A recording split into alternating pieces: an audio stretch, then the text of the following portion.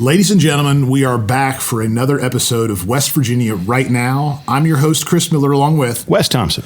And we are here with a close personal friend of mine that has a story that really needs to be shared. And with us is Reed Byers. And Reed is from Parkersburg.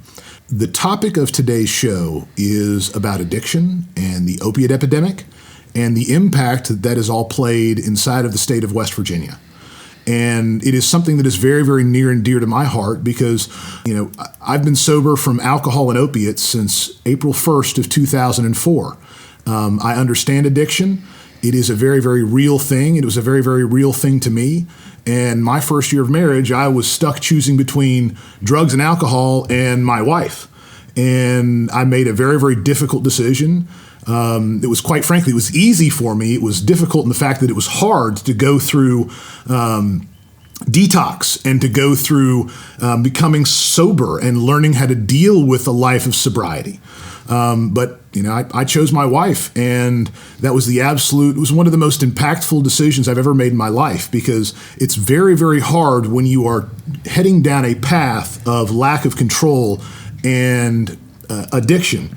To change that because it takes a lot of mental fortitude, it takes a lot of determination, and it takes a lot of discipline. And the guy sitting here with me is not only a close personal friend, but somebody that I respect because his story, quite frankly, is insane to say the least. And yet you are the shining example of what recovery is and what addiction recovery is in particular. One of the things that, Reed, I think is really worth touching on first, and that is trauma. And it is trauma and childhood trauma that, statistically speaking, and also from personal experience, is what leads to addiction in a lot of the senses of the definition. And we have an entire generation of our state that has succumbed and been a victim to the deep addiction that has occurred from the opiate epidemic. Reed, why don't you just introduce yourself to everybody and share some of your story? I think that your story, man, there are books out there written about addiction. J.D. Vance is a friend of mine, has a fantastic book out there about this. And I will tell you right now that Reed's story is far crazier and also far more impactful than anything I've ever heard.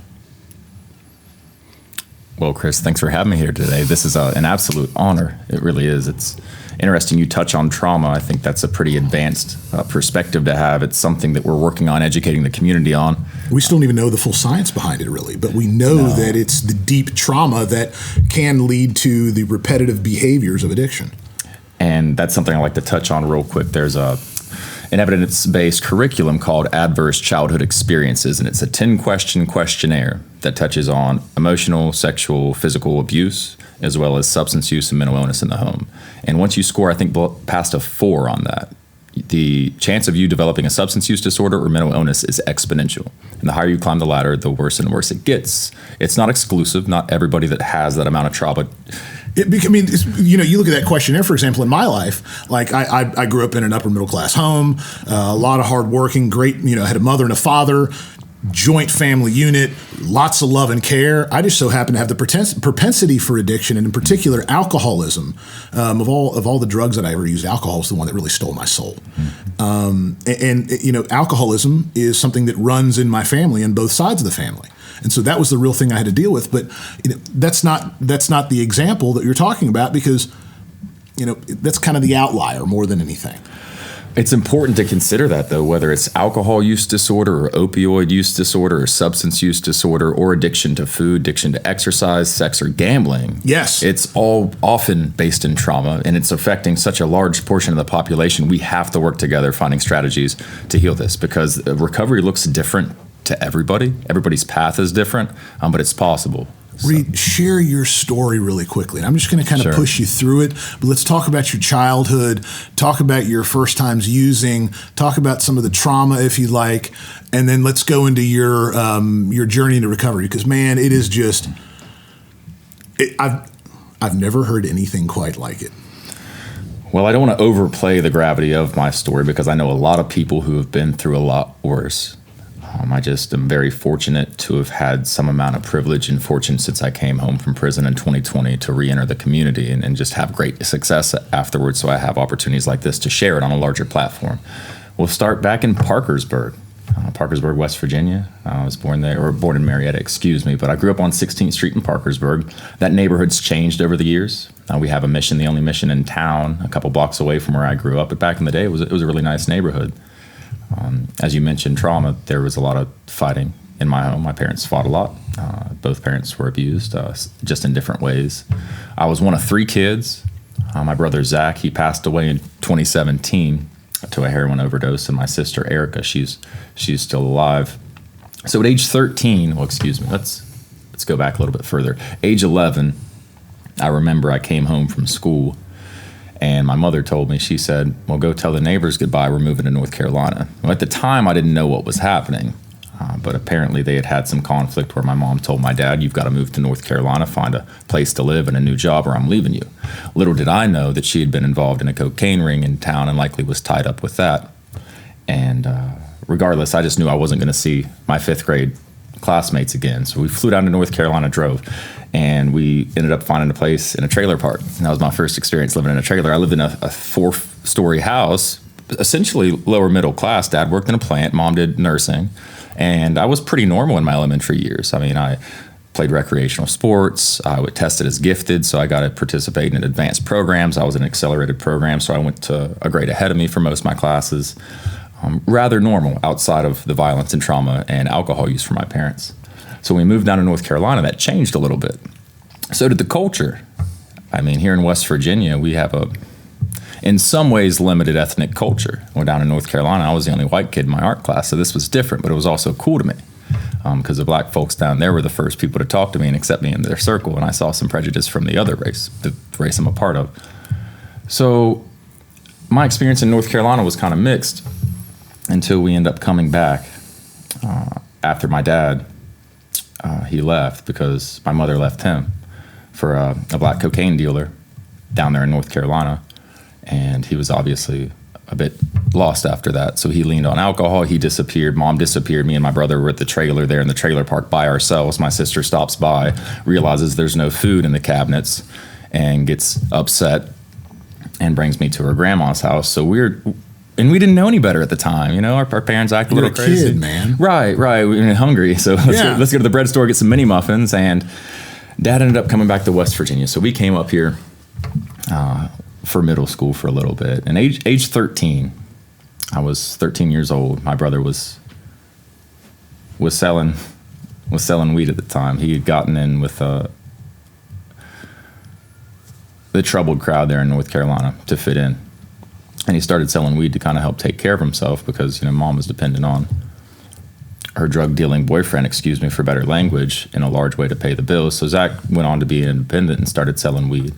And since he had weed, and I just decided that maybe I should smoke it too. And at that time, at 11, 13. 13. Okay. 13. 11's when we left Parkersburg, right? So at 13, I was the last person in my immediate family to start using drugs.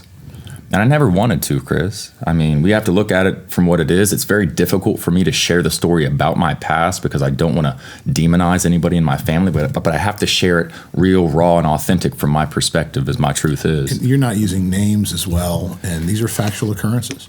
So I'm not alone in this. No, man. No, people have had similar experiences. So at 13, I started smoking weed. I was the last person in my family to start using, and things would progress. I'd end up visiting my dad. He didn't have a license. He'd been on house arrest for a year in Spencer, West Virginia, working at the veneer plant out there. And I came up to visit him at my grandma's in St. Mary's. And it was so good to see him. You know, life in North Carolina was crazy. You know, brother was selling dope, mom was using cocaine, you know, very unstable. And we were sitting out on the steps to my grandma's, and we were smoking weed together at 14. That's just what we did. And I said, Dad, man, I really enjoyed my time here with you. I don't really want to go back to North Carolina. And he says, you don't have to. He says, you can come up here and go to school in St. Mary's, but you got to stay for all 4 years. I'm like, all right. So next thing you know, Dad gets a job at my uncle's garage making $250 a week. We move into a trailer in St. Mary's, and I get a job at Domino's, my first job at 15 years old. Well, at 16, he would buy me we would split the cost, of a car. I'd spend money I earned from Domino's. He'd put some in it, and he'd help me with the labor fixing this car up. So at 16, I had a car. I had a license, but my dad didn't because of DUIs. And we lived together there in St. Mary's for several years. Now high school, freshman, sophomore, were super unconventional. I was hanging out with upperclassmen and also guys that had graduated, smoking weed and drinking. And I don't want to say dad was okay, but that's the best way he knew how to be a dad at that time in his own sickness. So he would go to the Main Street bar and be gone all evening, and he'd have a tab where he'd spend his $250 before it made it to Friday, and we were on food stamps, and I was kind of taking care of myself in a lot of ways, but he always wanted what was best for me. We'd sit there on the couch together and smoke weed, and my friends would come over. He'd buy us cigarettes. We'd all smoke weed together. He'd buy us beer. I'd go out and party on the weekends. Well, junior year, this eventually caught up to me. I was sitting in trig class, and mind you, I was in honors and advanced classes, but I couldn't figure out what was happening in the class. I just checked out. So one day in Miss Taylor's trig class, bless her, she's been wonderful to me, I stormed out, punched a wall, and ran down to my guidance counselor's office, Miss Hott, who was just as great. And I said, Miss Hott, this is what's going on at home. I mean, I was frantic. I was in crisis. I didn't know what to do. I knew that if I kept it up, that I wouldn't go to college, and I put all my faith into furthering my education and getting away from the lifestyle I'd been a part of for so long. But I knew I couldn't do that, smoking weed and partying on the weekends. So I made that difficult choice to open up to her, and next thing you know, we're having an intervention with my cousins and my aunts and my tennis teacher and the guidance counselor. Oh, Dad didn't know what was happening. He walked in, and he still probably resents me in that way for this today, and I understand because it, in some ways wasn't honest of me. He walked in and he saw all of us sitting around that table, and my aunt had agreed to take me in. And he was just, the look on his face was devastated. He's like, what is going on? He looks at me with the angry eyes and looks around and tries to be cordial. And Miss Hott, she moderates the conversation and says, we're not here to get you in trouble. We're not here for anything other than Reed's best interest and his safety and him being okay. And we know some things are difficult right now, but Bonnie has agreed to take him in. And I said, Dad, I just want to be okay. So I go on and I stay with my aunt, 17 years old. She welcomes me into her home, and this was a blessing. I remember standing outside of the trailer I lived in with Dad, and I think I was smoking a cigarette or something, and she's like, you better put that out. It's going to be your last one. I was like, I know. I go onto her house, and I set the cigarettes aside, and the weed went away. So I had a few months of sobriety, right? Well, I also had my doubles partner on the tennis team, who was my best friend, and we'd go and smoke a little bit when we could. So I wasn't as good as I should have been at her house when I had the opportunity, and that hurts. I was irresponsible in that. You'd think that I'd just put it away, but it wasn't that easy. That was a lifestyle I developed. Those were the habits I developed, and that's the way I acted at age 17. Well, I ended up with a girlfriend, high school sweetheart, and next thing you know, she ends up getting pregnant. I got her pregnant. And I remember one time her and I were in the basement doing something we probably shouldn't have been doing at my aunt's, and my aunt walked in and she was devastated. And then, my aunt stuck with us throughout this pregnancy process. Her parents advised that she should have an abortion, and my aunt and my uncle were very conservative, and they weren't for that, as was the guidance counselor. And I wanted to support my girlfriend any way I could. Well, we go to this meeting with my girlfriend's parents and my guidance counselor and my aunt and uncle, and we're not a minute into the meeting, and basically I'm asked to leave. I'm like, well, that seems a good way to have input into the conversation for a healthy family. Next thing you know, my aunt and uncle and guidance counselor walk out, and they're devastated. So they made her have the abortion. But one night I came home working at Domino's Pizza to my aunt's house, and I said, hey, my girlfriend's sick. I want to take her some medication. She said, no, it's past time to do that. You got school in the morning. You're going to stay here. And I'm like, well, who are you to tell me what I'm going to do? So defiantly, I said, I'm going. And we had this falling out. And she said, no, you're not. And we're yelling at each other. I'm just probably yelling at her. And I went to my girlfriend's, but I knew at that point I had done her wrong. And I knew at that point I wasn't going to be able to go back to the way things were. And I had burned that bridge at 17. So I came back a few days later, and my cousin was standing there at the door, and she said, get your stuff. So I loaded all my stuff into trash bags, threw it in the back of my 2000 Mercury Cougar, and at 17, I was homeless, essentially. Well, I wanted to go to school. I mean, obviously, I'm still in school. What am I going to do? I got a job. I got a car. I got to figure this out. So I tell Miss Hott, who had so graciously got me into my aunt's home, I said, hey, I did this. I messed up. What am I supposed to do? Well, luckily, my aunt had been saving the money that the state gave her for custodial care, and she gave that money to my guidance counselor and got me into a boarding house there in St. Mary's. So I spent several months at a boarding house in St. Mary's. And then I remember, God bless her heart, she's passed away now, Ruth Wagner. She was the director of our community outreach center. And they had 2 apartments on Main Street that were typically for transitional living for adults. You pay a percentage of your income, you work, and we get you somewhere else. Well, they were able to make an exception for me. They said, if you graduate high school and you go to school, we'll let you stay here rent-free. So I stayed there. I worked. I played tennis. I got decent grades. I may have failed a couple classes for the first time, but I also did more than enough to graduate.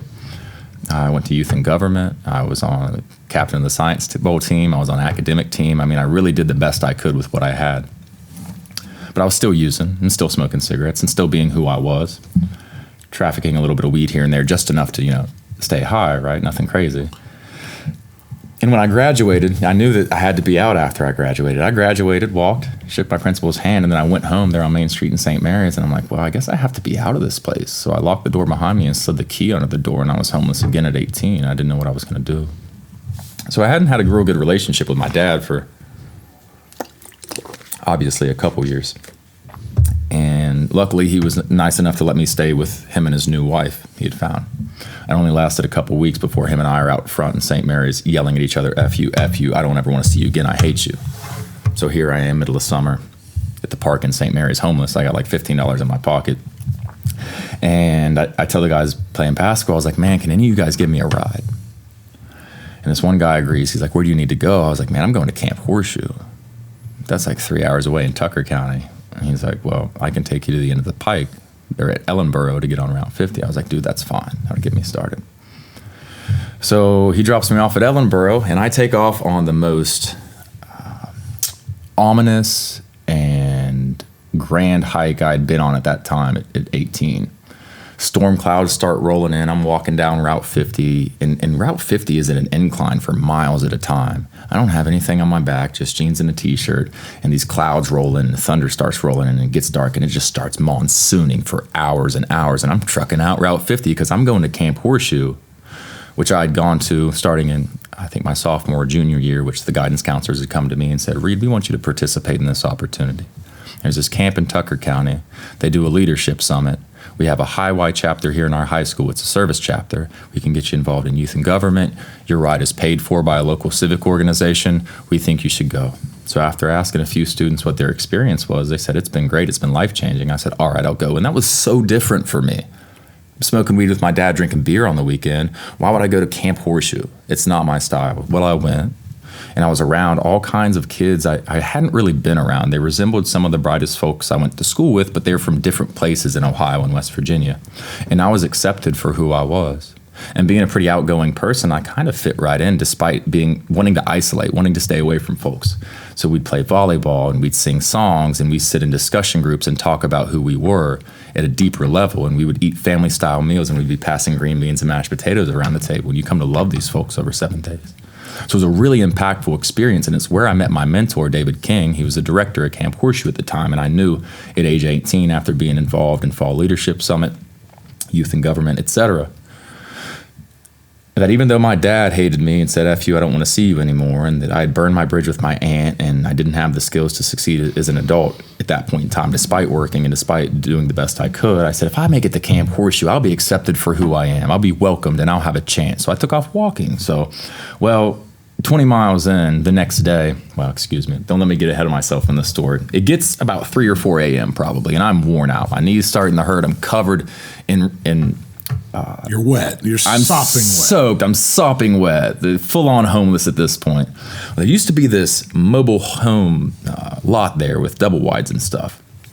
Before I got there, I tried laying down on the side of the road, and because the trucks were coming by and it was too loud, and that wasn't going to work to sleep, I hobbled down into this mobile home lot, and I tried one of the doors, and luckily it's open. So I crawl in there, wrap up with this flag that for some reason was laying in the floor, sleep, and gets light out. I'm off trucking again. I make it to West Union. And no one was there? I mean, how did you pull that off? It was empty. It was a mobile home sales lot. Nobody lived there. Okay. These were for sale. Okay. Yeah. And I was a little nervous, right?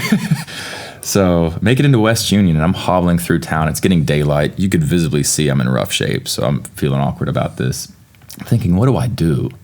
Could I go somewhere and use a phone maybe? So I'm hobbling through town, and luckily the West Union Library was open on a Saturday morning. So I stroll in there, and this woman looks at me, and I'm sure she's thinking something like, who is this? I said, "Matt, please use your computer." She kind of tartly says, "Here you go, here's your number." I hop on the computer, message my ex on Facebook. I said, "Could you please call Camp Horseshoe and let them know I'm here?" She's like, "Yeah." And I go back outside because my time's up. I have to get off the computer, and next thing you know, I'm waking up on the steps, and over top of me is David King.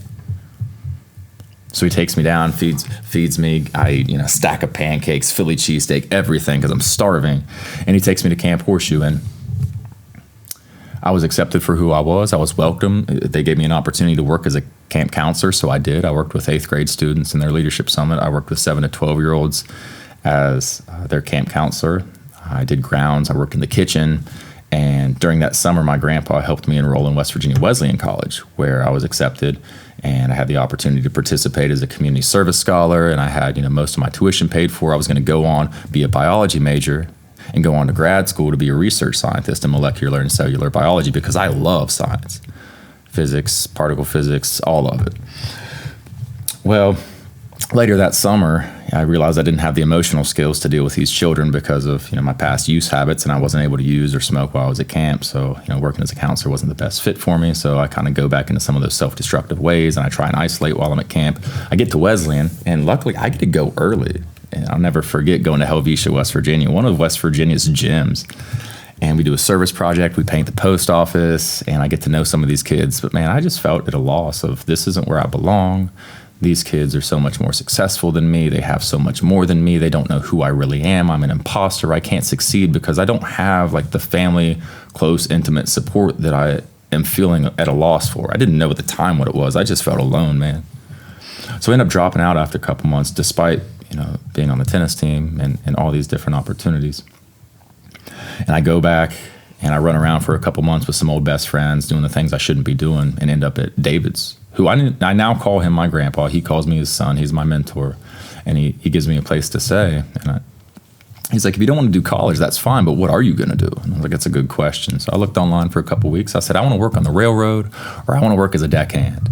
He said, well, Mount West, just down the road near Huntington, has a deckhand certification program. And I happen to know Charlie Jones, who owns Amherst Madison Coal, and Bill Rainey, who's his right-hand man. So I go, I'm certified as a deckhand. Next thing you know, I'm doing hitches on the river all the way up to Pittsburgh, down to Rising Sun, Indiana, and then out the Canal River all the way past out London and back. And I loved it. It was a great job, got me in good shape, learned how to work hard, got me into a new environment, floating down this boat all the time. I loved it. Well, foolish, young, bad decisions. Next thing you know, at the bar, girl takes me home. I'm with her, laid up with her. Hey, don't go back. Okay. And then decisions get real bad. Now I'm partying all the time, and now I don't have anything, partying all the time. If you've ever been in a situation where you don't have anything and you got a drug addiction, boy, you're really going to burn some relationships because you do whatever you can to just escape reality. And I did that for a while. And really, honestly, you mentioned J.D. Vance earlier, and he's some of my inspiration to where I know I need to write a book. And I'm going to drop the title here. It's going to be Heal Appalachia, and it's going to tell my story because I know from age 19 to age 24, I have to unpack and sort it all out chronologically from everything that happened, because that in itself has been enough to write a book, despite my childhood and then my professional career and moving forward and how we need to heal as a state and a region and a nation. But from 20 to 24, I was diagnosed with manic depressive illness after becoming homeless in Raleigh, North Carolina, running around with no shoes, rapping with the brothers, eating out of trash cans. I'll never forget, there was a black man who, it was 3 o'clock at night, and I said, I'm starving. He's like, come on, let me teach you something. He's taking me around to these different trash cans and opens them up, and he pulls a to-go box out of it and opens it up, and there's like fresh chicken wings, and he gives it to me. And I'm like, all right, good looking out. So I was in a different place, different environment. I spent some time in Clarksburg, West Virginia at the Mission, homeless, and I was running around there, running around different college campuses, ended up back in Parkersburg, West Virginia, homeless there too. So I had a lot of different experiences being homeless. And there was drug use, right? There was some weed, there was a lot of alcohol, but nothing too crazy at that point, just what I'd been doing since I was a teenager. So I ended up hospitalized. I remember at Parkersburg at JR's Donut Castle. Wonderful donuts, right? Super popular place. It was 3 a.m. there too, and I'm in there, and I pick up the payphone and I call 911. And I'm like, this is an emergency, psych risk, red alert, come and get me. And they come and pick me up in an ambulance, and I'm all manic and psychotic, showing them like magic cards and talking about the meaning of the universe. And they're like, oh my God, what is going on? So I spend 15 days at the behavioral health unit, and they put me on lithium and Depakote and all kinds of stuff. And I'm tranquilized. And I can't function, right? I didn't have a job. I'd been running around for who knows how long. And luckily, my mentor, David King, takes me back in. He says, you can live here, but there's not going to be any smoking or drinking. And you're going to have to go to the doctor's office and do what they say and take care of this mental health thing. So I did that for several years, and man, it was so hard to not use, or at least like I had, to be around a new person who was nothing like me, a conservative man who worked for a nonprofit, was really involved in the community, helped so many people, had never drank a drop of alcohol in his life, and here I am, just this little tyrant. So I spent several years there at his house, sleeping 12, 16, 18 hours a day, could barely get out of bed but to eat, getting adjusted to these medications. And I swelled up to 250 pounds. I still got stretch marks on my arms and my belly, and just felt defunct as a person. Well, I got a call one time from my stepdad, and he said, hey, Reed, I need your help. Your mom broke her neck. I'm like, what? He's like, yeah, I don't know what to do. I can't take care of her. I need your help taking care of you. Taking care of her. And I was on disability at this point. I didn't think I could take care of myself, let alone her. He's like, I'll do whatever you need me to. He's like, we'll get a house, make sure the bills are paid. Just come down here and be with your mom. And she was paralyzed at the time. And I said, asked my mentor, David, I said, what do you think? He's like, well, that's your mom. So I go down there, and she's at Vidant in Greenville, North Carolina. I walk in the room, and she's got this neck brace on her, and she's stuck back. I'm like, oh, she's paralyzed. This is serious. So I stay with her, and I love my stepdad to death, but he would come in and he would bring her dope, and she's like, Reedy, could you pull the straw out of there and put this in my nose? Let me get a bump, please. And I wasn't going for that. She's here to recover. I'm not gonna, put these drugs in your nose for you. So she would get my sister over there, or get Rick over there, and do that. And that was hard for me. But over time, despite the drug use, she improved, and she got some of her mobility back, and she was able to get around on a little hover around scooter. And I would spend over 9 months there with her. Once we got into a house, helping her, I remember we would open up her makeup containers, and I would make sure she got her makeup on, and make sure if she needed the chair in her shower, she would have that. So I did the best I could helping take care of her, but I also started to develop a pill addiction there, because she would have a script of 120 oxycodone Percocets, and we'd be crushing them up on the counter and drawing out lines, and she would have OxyContin. So she would barter with me like, hey, I'll give you half an Oxy if you do X and X for me. Why don't you run up the store and grab us some 40s or some Mad Dog?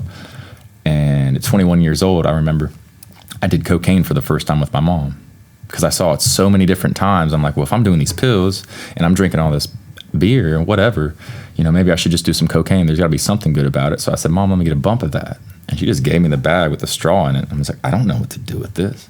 I put my nose down and accidentally did the whole bag. And she's like, where is it? I was like, what do you mean? You gave it to me. And here I am, stoned out of my mind on cocaine at 21 with my mom. I'm like, So as the story goes on, I end up leaving North Carolina. Obviously, that wasn't a good situation. She got a lot of her mobility back. She was able to walk around, get around, take better care of herself.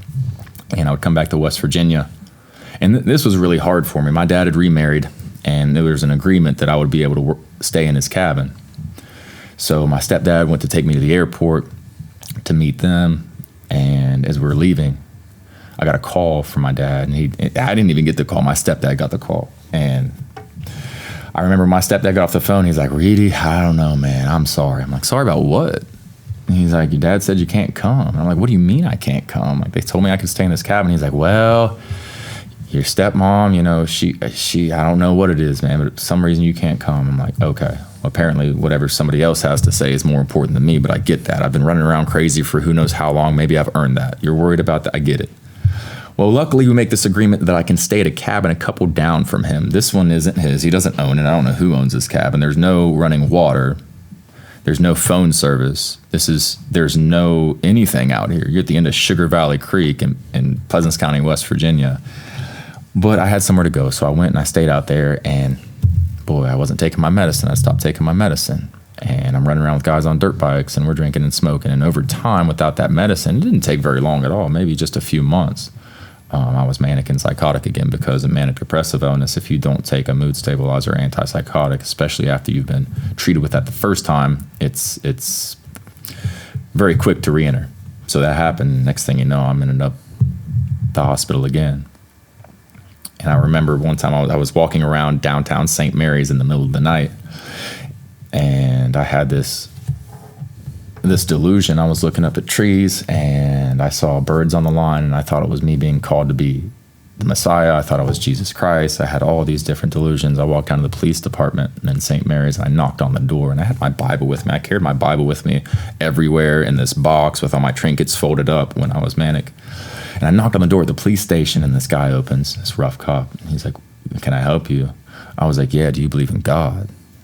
And he's like, "Excuse me?" I was like, "Yeah, I've got all this stuff I need to talk to you about." And he's like, "Why don't you come back in a little bit?"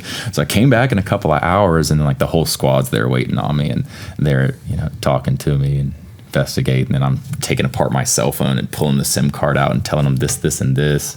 And luckily, Jeremy Rhodes, deputy up there, bless his soul, we've been able to run together and build a relationship and serve the community together since I've been home. It's been wonderful. So grateful for him. He came in and he saw the way they were kind of handling it, and they weren't wrong or anything, but I wasn't in any shape, and he knew that I was sick. So he said, "Reed, you hungry?" I'm like, "Yeah." He took me over to Subway. I scarfed down a foot long, and he drives me to Parkersburg. And then there's Westbrook, and then there's a hearing, and then I'm committed. Then I'm back in the BHU, and I realize the door locked behind me, and I feel like I'm being institutionalized. So I'm screaming at the nurses. I'm like, "I need 2 milligrams of Ativan stat." And I'm slapping my arm. Well, they gave it to me and tied me down to the chair. And when I wake up from that, I'm banging on the door, punching the door, saying, "Y'all are going to let me out of here." And then they ride me to Fairmont, which was like a satellite of Sharps. So I was institutionalized by the state. And after that, they got me stable on different antipsychotics and mood stabilizers and anxiety medications. And guess who was there? My mentor, David King, my old camp director from Camp Horseshoe. I'm there to save the day. And I'd spend another amount of time getting used to the medication, swelling up, eating, being isolated from society because I wasn't able to function. Because of this mental illness, because of my path, I was not able to be a normal human being and work, so I was on disability and getting used to these meds again. Well, I got the news when I was 22 years old, staying there in Point Pleasant with my grandpa, that my best friend, Charles Valley Smith, I'll mention his name, I'll never stop mentioning his name, he had overdosed on heroin, and my brother was hanging out with him for a while. So this was hard because that was happening in St. Mary's, and I'm stuck in bed getting adjusted to medication. So my best friend had overdosed. And a couple months later, I get a call from my other best friend, the one I used to hang out with. He was my doubles partner on the tennis team. He lived down in Tennessee, and he's like, "What are you up to, man?" I'm like, "Absolutely nothing. Becoming a vegetable, being a blob." He's like, "Why don't you come down to Nashville and visit me?" I'm like, "All right, sounds good." He's like, matter of fact, why don't you stay?" I'm like, "Well, let's test it out first." Well, I go down, have a great time. I'm able to be somewhat social now. I'm drinking all the time, obviously, because I have the opportunity to, not being at David's. And I decide to stay. I cancel my Greyhound bus back, and I stay there in Nashville, and I spend a few months enjoying being there with my friend and drinking and stuff. And then I decide, even though I'm on disability, I get a letter saying, "You've got this trial work period where you can work for 6 months and it won't affect your disability payments." And my disability had been an anchor letting me know, because my therapist had told me, she said, "Reed, this isn't meant to be permanent," because I didn't want disability. I didn't think I had bipolar disorder. You guys are telling me all this stuff. I'm adopting whatever the ideology is in the system, to try and get well, trying to do what I have to, because you told me I have to go to the doctor to stay here, and I want to do the best I can. So filed for disability, adopted the bipolar identity at that time. And when I was there in Nashville, I got that letter saying, "You have a trial work period." I'm like, well, maybe I should try the trial work period. Like there's nothing wrong with me. If that's how I feel, then go do it. So I get a job at Little Caesars, first time I'd worked for years. And I had experience, working 3 or 4 years in high school at Domino's. So I was excited. Start as crew leader. Anytime she calls or asks me to stay over, I say yes. Next thing you know, I'm promoted to assistant manager. Next thing you know, the liquor store next door that I stopped at every day after work, he said, "Reed, you want a job?" I'm like, "I don't know." Well, I said yes. And now I'm using my whole paycheck at the liquor store to advance the liquor I drink every night. And I'm, snorting Adderall in the bathroom that I'm given, and we're doing Coke in the bathroom, and I'm drinking all the time, and things are really escalating. But I was happy. I was having a good time. This is the first time I'd really participated in life in a long time, and it was familiar. I decided I wanted more. I tried to go to college at West Virginia Wesleyan. It didn't work. I still wanted a future for myself. I believed in my intelligence and my opportunity to be helpful. And I wanted to go back and be a research scientist still. So my goal was to come back from Nashville, to get a labor job, work for a year, save up enough money for me to support myself for those first couple years of college, and go back to school. So I come back and I work a labor job for like 9 months.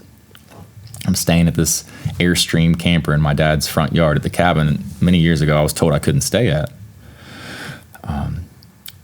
And I'm grateful for that. He took a risk in me coming out there. And I was still drinking, still abusing my benzodiazepine medication I took for anxiety. And there was this girl at the gas station I saw every day, and we would kind of flirt a little bit. And I said, "What are you doing for New Year's?" She said, "What are you doing tonight?" And I'm like, "Oh, okay, well, why don't you come out?" So she comes out to the camper, and we're talking, get to knowing each other, and she's asking me about my substance use, and I'm telling her and talking about different methods and stuff I enjoy. Next thing you know, she's like, "Well, have you ever tried meth?" And I jump off the couch, and I'm like, "No, I haven't. My brother's struggling with that right now. Got no room for that in my life." It's like, "You're not going to smoke that in here either." She's like, "I would never do that." She's like, "You don't have to smoke it either." And this is just after I told her my preferred method of drug use. I was like, "Oh, really?" She's like, "Yeah, you can snort it." And I'm like, "Really? What's it like?" Down the rabbit hole. And come to find out, a lot of the guys I was working with, over time, I found out that they were using too. So I reached out to a friend of my brother's, down in Parkersburg, and said, "Man, you know where to get this stuff?" He's like, "Yeah." So now I've got a little bit of a supply, and now it's not just one little line of something that keeps you high for days at a time. It's let me get a little more of that. And I remember we get flooded in where that cabin was, and I couldn't get to work, so I got real high. And then when the flood went away, I didn't want to go back to work, so my work got real inconsistent, unreliable. I went from somebody at DuPont there in Parkersburg that they could call anytime, and I would come in and go the extra mile to, they didn't know where I was. But the plan was still to go to college, WVU Tech. I had already toured the campus. My best friend's from Beckley, and his parents had agreed to meet me at orientation down there to welcome me into the community. I didn't have any money saved. And the morning that orientation was, I woke up in my trailer bed, not going to work. I was too strung out on meth to get out of bed, and I didn't show up at orientation. That was my second attempt at college. And over the next 2 years, man, that's when the addiction really spiraled. I was using enough to where I could sell a little bit to buy my supply, and I was using with my dad, I was using with my brother, and it was awful. I mean, it was really bad, and it's tough, man, because 10 years earlier, when I was smoking weed and drinking with my dad, it wasn't that bad. It was more accepted, right? All the older guys were doing it. Well, now it's like, this is a much different drug. This just came out of nowhere. At 24 years old, I never thought I would do meth. Really, look at me. And I'm not saying I'm any kind of different than anybody else, but I did not at 13 years old think, I want to go get strung out on meth.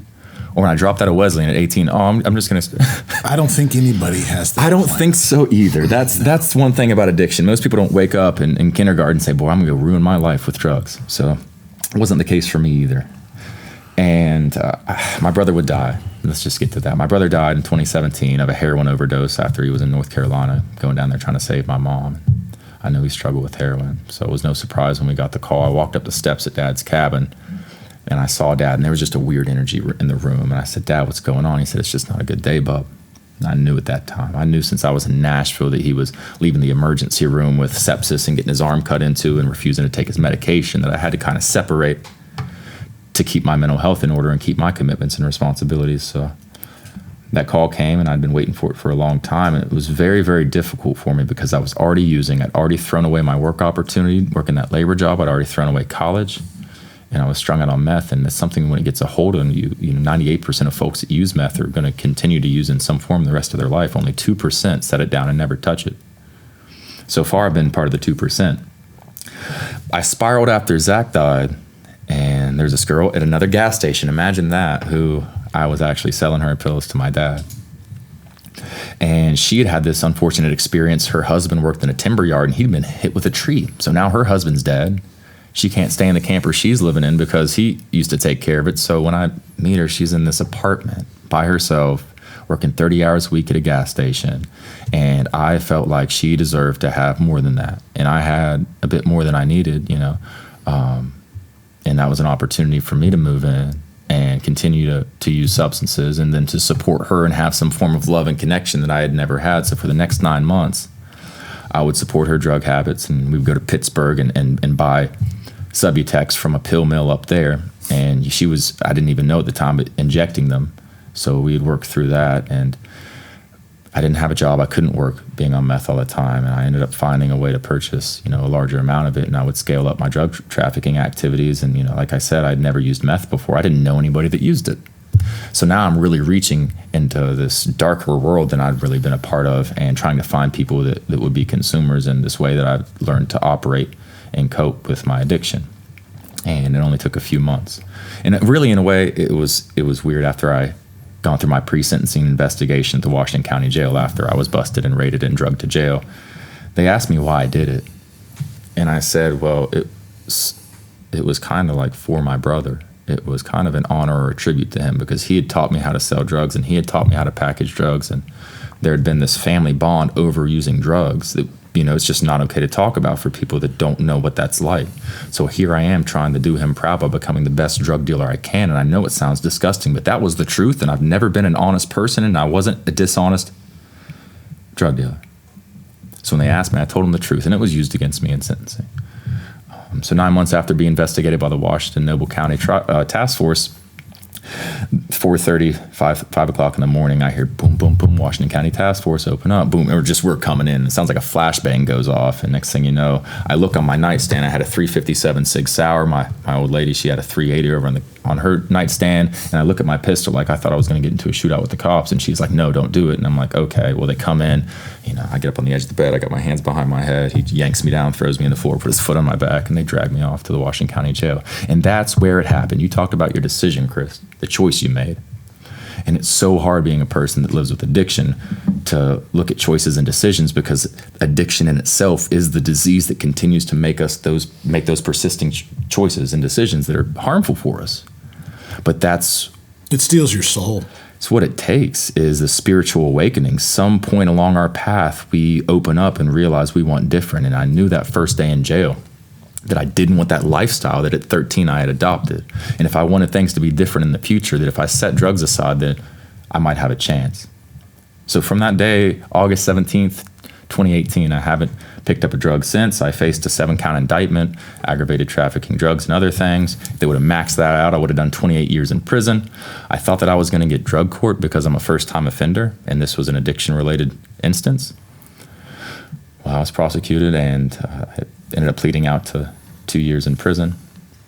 And I would go to Noble County Correctional Institution in Ohio and serve, a little over a year, spent 7 months at the county.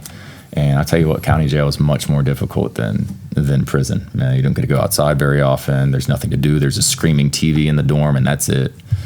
So prison, on the other hand, you walk out there and you get to go outside every day, and they got softball fields, and they'll give you a tablet where you can have a music subscription and a TV on your own rack, and you can participate in chapel or go to AA. You can get an education. I took a plumbing course. I took horticulture. I became certified as a tutor. I was in all these different programs because at some point, 7 months in the jail, I ended up being 250 pounds again, because what did I do? I slept and I ate. That was my coping mechanism without drugs. So that's what it took to get me through it.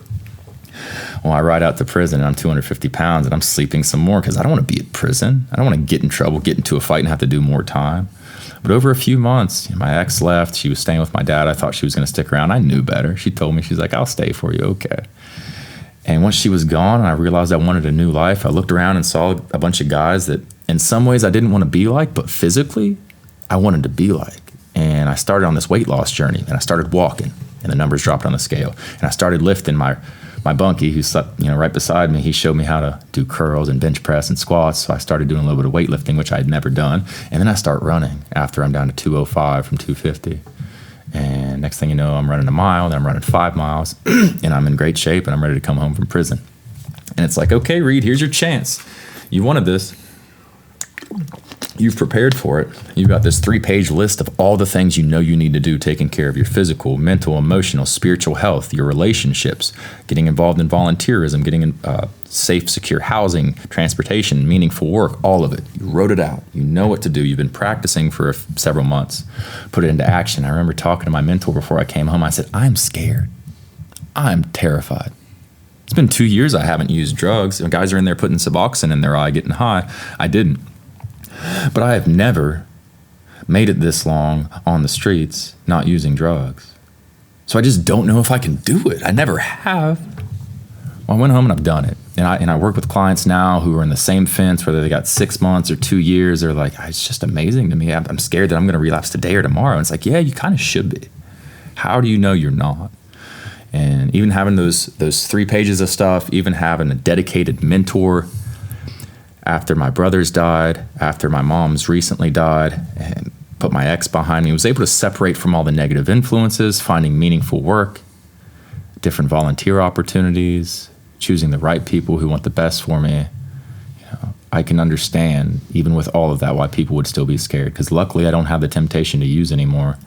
But I still sometimes cope in negative ways, and I think that's just part of being a human in some ways. I think if I get the delusion that people are out there and they're so healthy and fit and functional, maybe that's an illusion. Maybe I shouldn't strive to be perfect. Maybe I should strive for progress, and that's something I try and adopt. That if you happen to eat a stack of pancakes and that's the worst thing you're going to do all day, and it's not putting drugs up your nose or trying to kill yourself, then yeah, maybe that's okay. That is Reese. a step in the right direction, my friend. I'd say so. And the pancakes are pretty delicious. Yeah, they are. Right. We just don't want to be 250 again, because that was hard. So let's summarize this really quickly, and then let's move forward into the future, because you are now pushing on what is soon 5 years of sobriety, which, by the way, congratulations. Thank you.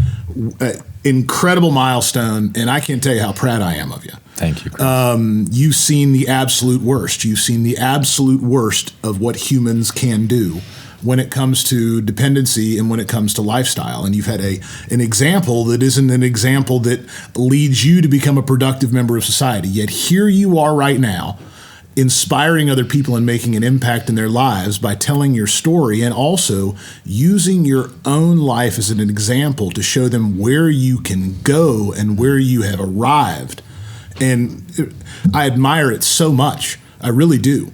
Our state has been, I don't want to say a victim because I hate that word, but our state has, we've been taken advantage of for a long period of time by drugs, and in particular the pharmaceutical companies that have manufactured in mass amounts highly addictive substances and then deliberately pumped them into our state. They referred to us as pillbillies. And this started in the beginning of the 2000s. And the production was rampant. And also intercompany memos show how deliberate it was. Like I said, they referred to us as pillbillies. They literally put more pain pills and OxyContin per capita into our area and our state than anywhere else in the country. And it created this devastating epidemic that is now impacting the lives of the next generation. And then after that supply got curbed down, when we're talking about OxyContin, then it led to a pop-up in black tar heroin, because the Mexican cartels figured out that, we can supplement this market by producing a better quality product cheaper, and that's what everybody got hooked on. And then after that, the next thing you know, like you experienced, aside from the opiates, meth. And then after that, it is... We've lost an entire generation, and now you've got kids going through the school system that are literally they are born addicted to opiates and or some other chemical drug like methamphetamine, and now we're having to parent and raise them. And there are serious consequences that need to occur, but they're also, at the end of the day, the responsibility of us to help rehabilitate and improve the lives of all the people that have been through this is large, but it's very, very important. So there's another journey that we have to go on, and I believe the journey for the entire state we have to go on is a journey of recovery. And you are the prime shining example of that. But what do you see as the next steps when it comes to providing much more rehabilitation, much more education, and also then, moving everyone down the path of becoming much more productive members of society? It's a wonderful question. If I had a one-step answer to that and was able to There execute, isn't one. I'd be at the top. Yeah, right? There isn't one, but it's a part of the conversation that we need to have. So where do we go from here? Well, I'm going to get ahead of that question from a local level and a next step, practical one. And I think we have to look at the big picture on how is our society within a system, from a systems perspective, how are we functioning? And I think capitalism is great. I think it's led to the biggest expansion and progression of humankind in a short amount of time. And I think gives the opportunity for people to earn a vast amount of wealth and then through philanthropy give it back and build the type of future they want. But there's some things with it that incentivizes something that's different than what we need to incentivize with recovery. And it incentivizes money instead of health. And this is at its core a health issue if addiction is a disease or something that's caused by poor determinants of health. Then incentivizing money puts incentive on the market on people to design businesses that profit off of the healing of the people who are sick. And I think that that can be okay if it works in a just and good and right manner. But if it doesn't, then the result is folks that are very sick end up being used, and the problem by the system. Correct. Yeah, what Reed is describing, sorry for cutting you off, is that there is now a pop-up of rehab locations, not only around the state but around the country, that focus on behavioral health treatment through Medicare and Medicaid reimbursement. And there's a system that literally is exploitation of Medicare and Medicaid billing to maximize the flow of revenue inside of the rehabilitation centers without really focusing at the end of the day, some of them, on recovery. And in particular, it leads to a patient brokering, which is a funneling of addicts, using them as just nothing more than the meal ticket through housing and rehabilitation through systems. And that's one of the things Reed is describing. It is a terrible thing, and it is something that certainly isn't forwarding and advancing the cause of recovery for an entire group of people. Is that a safe way to describe that, Reed? Yes, it's accurate in many ways, and it's important to note all of that because there's so much education all of us have to undergo to at least understand what's happening, let alone work towards solutions. Because I work in the field and I'm learning every day something new about it, whether it's a community resource or a method or new research on some way to combat this. So we talk about moving forward, what's the next step? Something that's been important for me, if we look at the social supports and the family supports that I've been able to choose, and I've been blessed with my mentor, good people in my life through volunteerism, meaningful work. All of that's been very helpful. Something I saw in my family, I came home from prison and I was so scared to go see my mom in North Carolina because I didn't want to relapse. And I was like, well, if I go to North Carolina and I don't go to see her, I go to do something else, then maybe I can just make that a byproduct. And if things don't go well with mom, then things will be okay. So I go down there, I run a turkey trot on the beach, and I stop and we have Thanksgiving dinner at my sister's house. And it was the best interaction I think I'd ever have on a family level, especially as an adult. And I asked my sister and my mom, I said, do you guys think we would be as well behaved if my brother was here and we were all partying together? They're like, probably not. And I took that as reinforcement that because I had chosen my sobriety that first day in jail, and I had chosen to take care of my health by losing weight and participating in different spiritual programs and educational programs and organizing a kickball team in prison and then coming home and implementing that in my community, me being more responsible, more accountable, focusing on my health as an individual, and then being able to step out and serve in my community. The healthy individual has to come first. So the systems and the treatment and the recovery and the methods and then the prevention from a government and state level, like all of that is fine and well. But without an emphasis in the community, especially at a very young age, on being a good person, a contributing person, treating people with compassionate understanding, giving our time to the person next to us, the neighbor out the front door, versus ducking inside and watching Netflix for 3 hours or scrolling on social media, becoming more and more depressed, stepping out our front door, recognizing a problem in the community and being able to go and help with that. That, for me anyways, has been the solution, because if I had had somebody in my life like my mentor when I was 2 or 3 years old, or had people that could come in and swoop me out of that traumatic home, I'd like to think things would have turned out differently. So there's a lot of money going into recovery and treatment.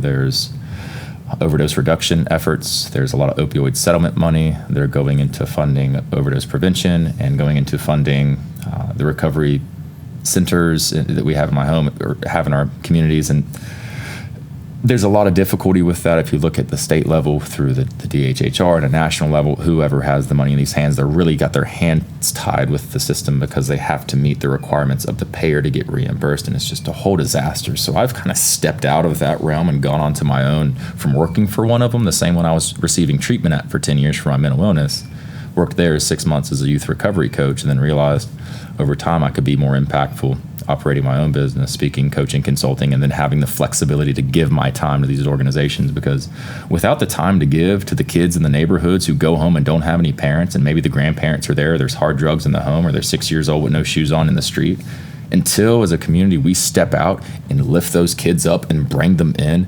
and give them a chance and clean them up and give them something decent to eat and something positive to do. Make sure, can't remember who told me a couple of days ago, they were at a wrestling tournament in Charleston. Parents said it cost them over $1,000 to be there.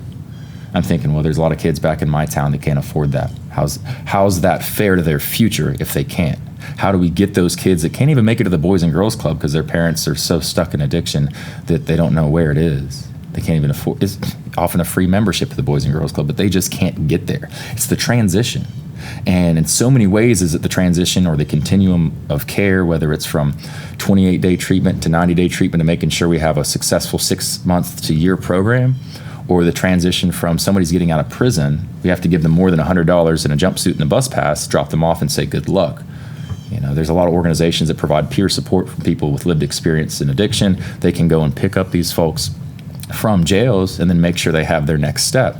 But interestingly enough, Medicaid, at least last I checked, they don't reimburse for time while people are in treatment. So you can't keep a relationship while that person is in jail. If you take a phone call 2 weeks before they come home, you can't bill that to Medicaid. If I have a client that's within a 28-day treatment home, their staff is the only people that can bill. So I can't call and maintain that relationship. So I'm not incentivized even by money to have that professional relationship to make sure when they're on the streets that they can get into the type of treatment they need. And every dollar, I believe, that is spent in prevention, making sure the kids don't use drugs and they have something more constructive to do, it saves $30 on the recovery and treatment side of this. So while recovery and treatment are super important for people to get their lives back so we can get them off of these hard, difficult drugs, if we fail to treat the youth in our community starting at a very early age in the way that they need, in the way that I need, in the way that so many of them need, then we will have a perpetual problem, and I will continue to not have the answer. I think of four things when it comes to creating the perfect foundation for recovery and for advancing the cause of helping this entire generation that is a victim of the opiate epidemic and the drug epidemic. And the first one is education, and an education system that is engaged and taking part in providing the right information and the right care. I mean, you think about your guidance counselor that played a role in your life. I mean, step down the right direction. The time and the care that you put into that still has an impact on your life today. Economic opportunity. And so it is very, very important when it comes to a state and what we do economically, that is one of the number one reasons for relapse is lack of economic opportunity. And that in itself is having a system that provides advancement through hard work. That is very, very key. And that's not just about money, Chris. That's also about purpose. Purpose. Absolutely. Absolutely. The other portion is the family and the family unit and the role that plays in education and interaction and stability. And then the last one is spirituality / faith / a purpose. And all of those things add up to where you go and what can be successful and what can be recovery. But we've got to have all four of those things in my mind to really make it work long term. I strongly agree. And I think from a more micro level in the how-to piece is where sometimes we get lost in advocacy at a state level and in the social field that receives funding on these issues is how do we make it happen? If we want somebody to have a job, how do we make sure they have a job? Well, first we got to have people that will hire people with backgrounds in drug use history. Or what if I have a single father who's just coming home from prison who wants his child back, but he can't afford to have his child taken care of? How are we supposed to expect him to work? If we have somebody coming home from prison, how do we get them employed if they don't have stable housing? These guys have been in there for 30 years. I have a guy that I mentor who was in there for 30 years, and he couldn't even use a smartphone.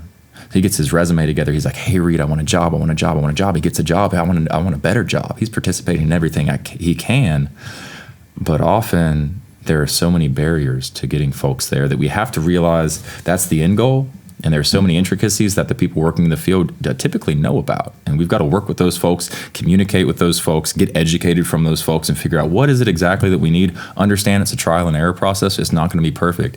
But working with those people that we recognize there are people who need help and people that want healed. And when people make the choice that they want help, we've got to show up in every way we can so we can get them to those 4 points. Why don't you share with us and everybody out there watching really quickly about what you're doing currently? Currently, okay. Well, I'll give a highlight of where I was when I came home from prison. My first job as a youth recovery coach, helping kids 12 to 25 with their struggles with addiction or mental illness. I went on to be a community coordinator for Healthy Kids Running Series, providing a running experience to kids 2 to 18.